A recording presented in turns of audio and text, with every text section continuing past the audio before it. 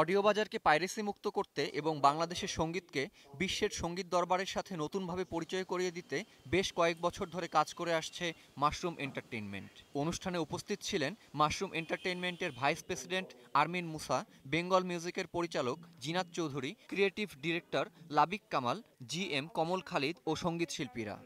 এত বছর ধরে আমাদের এনআরবি যারা নন রেসিডেন্ট বাংলাদেশি এবং যারা ডিজিটালি গান কিনতে চায় তাদের কোনো অপশন ছিল না লিগালি কেনার, মানে শুধু পাইরেটেডভাবে কেনা যেত।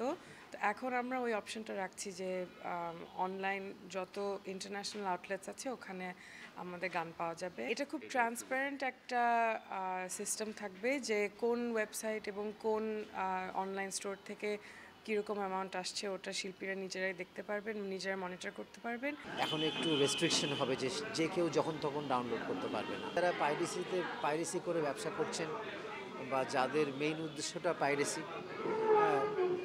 তারা হয়তো এই উদ্যোগটাকে ভালো চোখে দেখবেন। চুক্তি স্বাক্ষর অনুষ্ঠানকে সাজানো হয়েছিল দুটি ভাগে। প্রথম ভাগে দুই প্রতিষ্ঠানের মধ্যে চুক্তি স্বাক্ষর এবং শিল্পীদের সাথে চুক্তি স্বাক্ষর, আর পরের ভাগ সাজানো হয়েছিল উপস্থিত শিল্পীদের গানের আসর নিয়ে।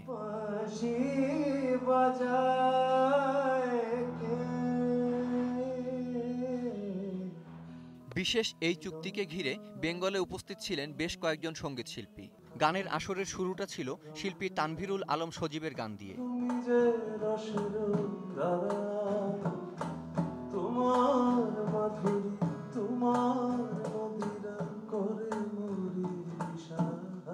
গানে গানে পাল্টে যায় গ্যালারির পরিবেশ, সবাই যেন গাইছিলেন প্রাণ খুলে।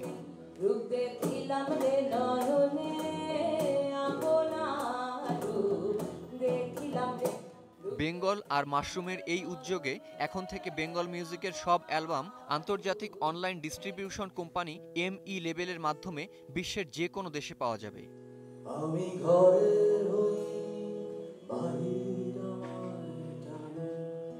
Kamrul Rifat, independent news.